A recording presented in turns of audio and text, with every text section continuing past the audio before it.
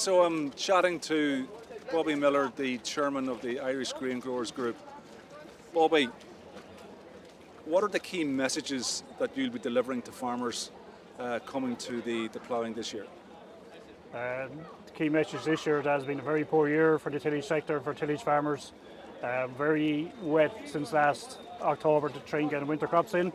That was the start of our season. Many winter crop specialists didn't get all their area planted that they wanted. That turned into a real dry February. Some crops were sown then, and then March, which is peak growing season for growing crops to get them into the ground, that turned into a washout. So it was mid-April before we really got back out into the field proper, and that just left the whole season upside down.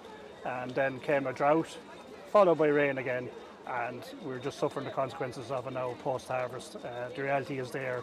It's turned out to be a poor year for tillage farmers as regards from all sides, from nitrates to cap reform to price cuts from last year. So all round, the mood has completely changed this year, and that's what we're seeing at our stand here. The mood is very sombre at present amongst tillage farmers. So you're calling on the government to make an extraordinary support payment to tillage farmers in light of the challenges and the problems you've just outlined. How will you forward that now in terms of a meaningful discussion with the minister, with the Irish government? Yeah, take a crop, the biggest crop we grow in this country is spring barley. You take that crop this year on a farmer that owns his own ground. The cost of growing that particular acre of barley is about €540 an acre this year. Grain prices will hold off, will be roughly €210, €220 for that crop of barley, and 2.5 ton to the acre. So if you do the maths quite simply, it's break-even territory as regards having a crop this year of spring barley, the biggest crop in the country. So break-even territory is no good. In instances, farmers are going to be in the red on their land on their own ground, and then that doesn't include the rental market, where we know where that's going currently with the nitrates directive. And where that's going to end up, we are very worried. The government target is to increase the tillage area up to 400,000, but in reality we see the tillage area dropping in 2024, purely because of other sectors causing a problem that we haven't created. So we have Budget 2024 coming up in a few weeks' time. Do you feel there's a vehicle within all of that to help or to deliver further support for tillage farmers? Well, the government has set a precedence this year already, Richard, with the fodder scheme for those who want to grow more fodder. And so the precedence has been set there by the government. They have supported other sectors already.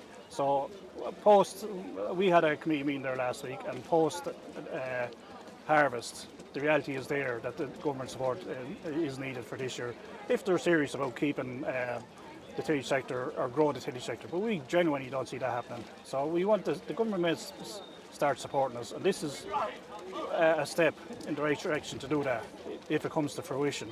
But we do need longer term plans as a sector. There's no question about that. But the government need to recognise the really difficult season we're after having. And I may add, we're not finishing harvesting yet. I myself have 12 acres of oats to cut. There's beans to be cut, there's spring barley to be cut across the country. So the harvest isn't over just yet for many, and it's a real worrying time. So the longer term issue, the debate there has been dominated by the establishment of the Tillage Vision Group. Now, as Irish Grain Growers Group, you're actively participating with these discussions, and there is an expectation that a draft report from the group will be forthcoming within the next few days, certainly within the next week or so. Yeah, we're stakeholders. We've been at 6 meetings so far as stakeholders. Many subjects being covered, many more two will be covered, I must add. But there's an initial report heading to the Minister in the next week or two, as far as we're aware. As we got a draft report, we're to respond back to that draft report, and we have done so by last Friday. And so we're expecting the report to be sent on to the Minister very soon, the initial report. Look, aspects of it do reflect what we're thinking as a group, or our modus operandi as a group, and there's other aspects we can't fathom. There's a lot of mention of the slurry and organic manures and how that the tillage sector can be helped there in that regard, but in no way is that going to save the tillage sector. It should be only be a bit part, and it's getting a lot of airing elsewhere from other individuals, and I can't understand that. We can't understand that as a committee of the grain growers why it's getting such focus, and it's only going to be a bit part. Other elements we're content with is the likes of the recognition that the tillage incentive scheme isn't working in its current guise. There's radical reform needed with that. Now, what that is just yet, I don't know, but at least to have recognised the fact that the tillage incentive scheme is of no benefit, real benefit to a full-time tillage-only farmer. The strong cooperation measure, that's secured in the current cap till the end of the current cap, so we welcome that, but we think a couple of elements of that. We think the budget needs to be increased for that particular scheme from the National Exchequer. We also think that the acreage that an individual farmer can apply should go from 100 acres up to at least 150 acres that a farmer can apply to. And I will stress, there's flexibility in that particular scheme, where if there's a shortage of straw, that you can pull out that particular scheme and supply your local market if needs be. So, and the tillage incentive or the strong cooperation scheme is reflected in the recently launched MAC curve by 2023, where strong cooperation will play a very good role in reaching climate targets. So those are existing measures, but to put you, I suppose, on the spot, if you were to say to the Minister, there are 3 issues that you need to respond to in an additional sense in terms of supporting tillage, what would they be? The first one I come out and look for support on is actually promotion of native Irish grain. We are competing directly with industrial byproducts from up to 60 different countries. So the first thing we need is actually recognition for what we produce as a very low carbon footprint product. The second element of it will be adding value to what we grow as a product. As I said to you, we're competing with byproduct. We need to add value to our primary grain, primary product first, and then have the byproduct available for the feed industry here. That's 2 things. Third thing is this whole nitrates debacle. We are suffering. We're suffering the consequences of that directly.